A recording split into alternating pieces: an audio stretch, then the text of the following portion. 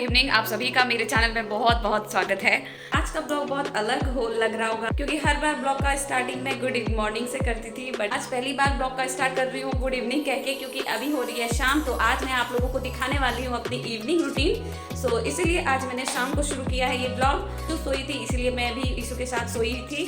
Issue जिस दिन सोती है उसी दिन सोती हूँ मैं भी, जिस दिन नहीं सोती है उस दिन मैं भी नहीं सो पाती हूँ। तो उठ के सबसे पहले मैं सारे कर्टन्स हटाती हूँ, क्योंकि मैं सारे कर्टन्स लगा के सोती हूँ। बहुत ज़्यादा रोशनी आती है दिन को, और अभी गर्मियों का सीज़न है इसलिए बहुत ज़्यादा गर्मी भी लगती है। शाम को उठ के सारे कर्टन्स हटा के खिड़की खोलती हूँ सबसे पहले, और उसके बाद मैं भी जा रही हूँ अपना रूम समेटने।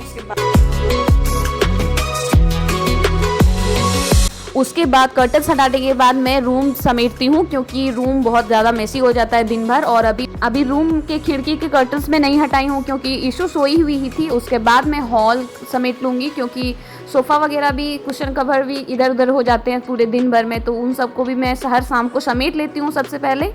तो उसके बाद मैं लगाती हूँ स्पीकर में बहुत अच्छे अच्छे अपने फेवरेट गाने।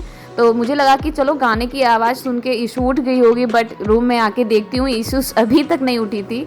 और उसके बगल में एक एक्स्ट्रा पिलो में रखती हूँ हमेशा। और उसके बाद बाल वगैरह मैं सब तैयार करके मैं चाय चढ़ा दूँगी इधर। तब तक मेरी ईशु उठ गई थी। अब ईशु और मैं घूमी घूमी करेंगे, और उसके बाद ईशु को मैं तैयार करूँगी। ये देखो, उठने के बाद जो स्माइल देती है वो बेस्ट स्माइल होती है। ये देखो,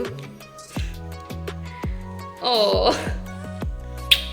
और इधर मेरी चाय भी बन के रेडी हो गई है, तो मैं चाय सबसे पहले दादी और मम्मी को भिजवा दूंगी। तो और मैं शाम को चाय नहीं पीती हूँ, किसी किसी दिन अगर मन करता है तो मैं शाम को भी चाय पी लेती हूँ, लेकिन ऐसे रेगुलर में नहीं पीती हूँ। तो ये कप वाली चाय है मम्मी का, और ये ग्लास वाली चाय है दादी का, और बिस्किट्स दोनों के लिए। तो सबसे पहले मैं ये पहुँचवा दूँगी, क्योंकि मुझे हर काम टाइम पे होना अच्छा लगता है।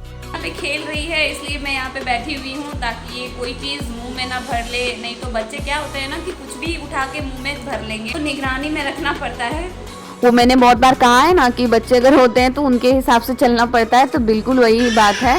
तो ये खेलते खेलते अचानक से रोने लगी। मन के काम नहीं होने लगते हैं तो ये रोने लगती है। जब इसको जो चाहिए वो वैसा हो तब ये खुश रहेगी। क्यों रो रही हो?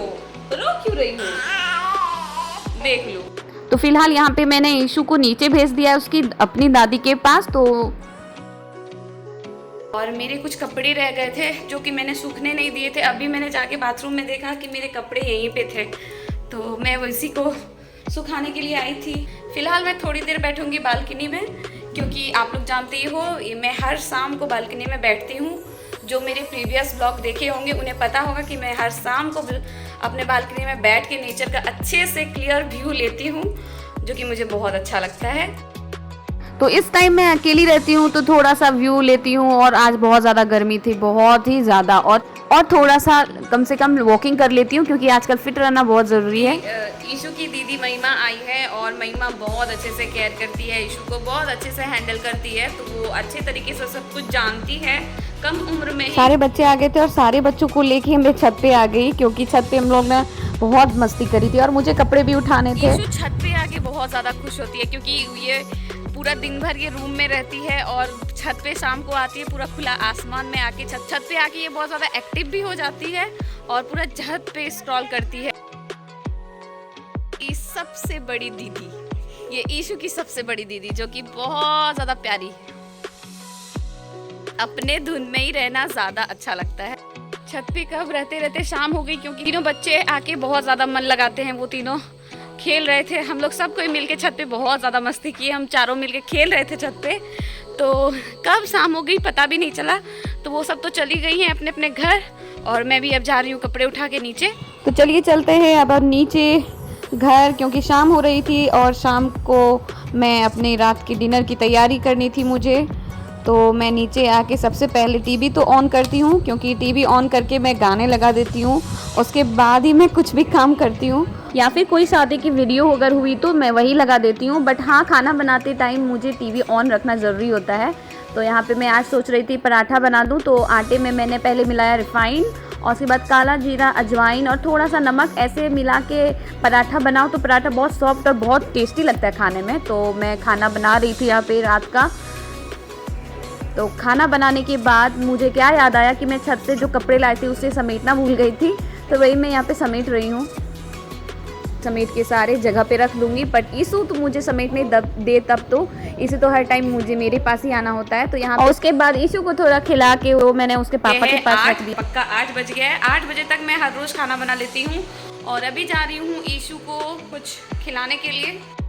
अभी ईशू को मैं मील तो नहीं देती, बट रात को थोड़ा सा सेरोलैक खिलाती हूँ अगर कभी कभी मन हुआ तो। बट खाने में ये बहुत नाटक करती है, आज बहुत अच्छे से खा रही थी। अभी 9:30 अभी इन्हें डिनर कर लिया है और सिर्फ मैं ही बची हूँ क्योंकि ईशू जगी हुई थी। जब ईशू जगी हुई रहती है तो वो मुझे सबके साथ खाने नहीं देती है, तो मुझे अकेले ही खाना पड़ता है। तो या पहले डिनर कर लेती हूँ। मैं अकेली डिनर कर रही थी तो मैंने कहा इनको कि नहीं चलो आप भी टेबल पे जाके बैठो तभी मैं डिनर करूंगी। तो ये आके बगल बगल। तो चलिए गाइस, ये था मेरा मॉर्निंग टू नाइट रूटीन। तो यही मेरा रूटीन है और मैं अपने रूटीन को बहुत इंजॉय करके सब चीज़ करती हूँ। तो चलिए फ्रेंड्स, इस ब्लॉग को मैं अब यहीं पे एंड करती हूँ। मिलती हूँ आप लोगों से नेक्स्ट ब्लॉग में, तब तक के लिए tata bye bye. But channel को सब्सक्राइब जरूर कर देना।